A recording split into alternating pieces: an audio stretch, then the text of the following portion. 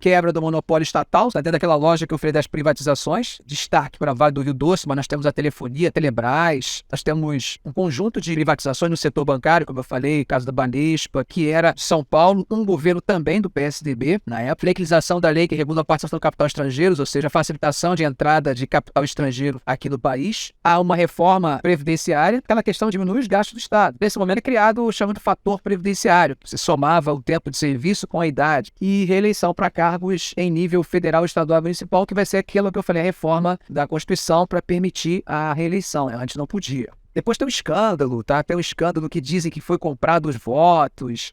Um dos caciques da Bahia, né, o Antônio Carlos Magalhães, ele é flagrado tocando no assunto. Depois a situação fica tão grave que ele acaba tendo que renunciar ao mandato. Metas do governo: estabilização e adequação da economia, programa de combate à inflação e equilíbrio das contas públicas, reforma administrativa e reforma previdenciária e a lei de diretrizes e bases da educação, que eu já falei para vocês. Aqui para vocês terem uma ideia da dívida externa, o que aconteceu com a dívida externa nesse momento. Até aqui, 94, foi onde o real foi implantado, né? Então, 95, aqui, ó, 98. Olha o que acontece no final, em 99, quando acontece a reeleição e a mudança de câmbio. A necessidade de repor as reservas se tornou algo extremamente crescente. Aí vai acompanhar até lá na frente, só volta a cair a partir de 2004. É em 2005 que ela começa realmente. No primeiro momento você tem queda da dívida interna, tá? Mas depois essa dívida também cresce.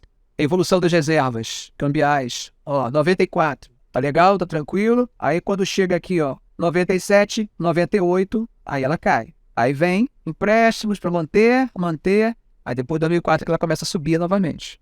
Viajando Henrique Cardoso. Esse era o personagem do Cacete do Planeta, que fazia o Viajando. Está dentro da lógica do consenso de Washington, aquilo que nós falamos já desde o Collor, neoliberalismo, né? Que era as chamadas reformas liberalizantes, que vão tomar conta da agenda, as privatizações e aquela lógica da política externa que vem dentro do Figueiredo. Quer dizer, vem dentro do Geisel, né? O Figueiredo que usou o nome. Autonomia pela participação, que já discutimos, né? Agora o Brasil vai estar participando. Isso já vinha acontecendo já no governo anteriores. O globalismo é a ideia de universalização.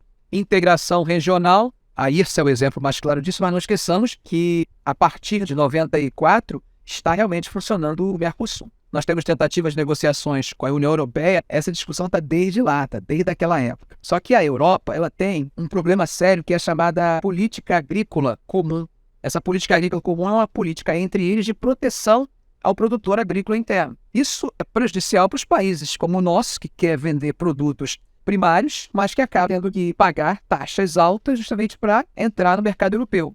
E aí o que acontece? Eles têm interesse no Mercosul como um todo e fica essa negociação. Eles não cedem, a gente não cede. A França é um dos países mais afetados pela PAC, Política Agrícola Comum, que viu na legislação FHC foi a consolidação de uma política já praticada no governo Collor de Mello e Itamar, pela qual o Mercosul seria prioritário na agenda brasileira por constituir uma proposta inédita na América do Sul.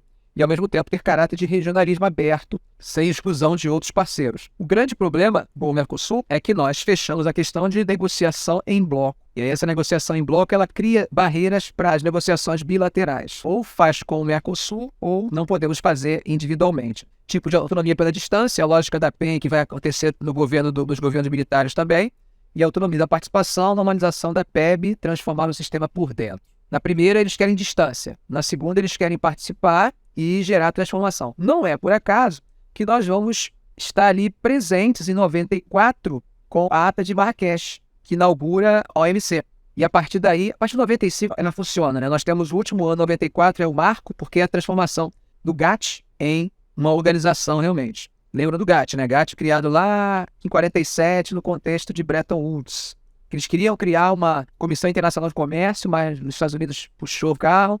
Aí resolveram fazer só um acordo. Esse acordo de 47, agora em 94, vai resultar na OMC. E o Brasil vai ter participação importante e, a partir daí, ele vai estar sempre disputando interesses aí com países em relação à questão do comércio, principalmente com a Europa, né?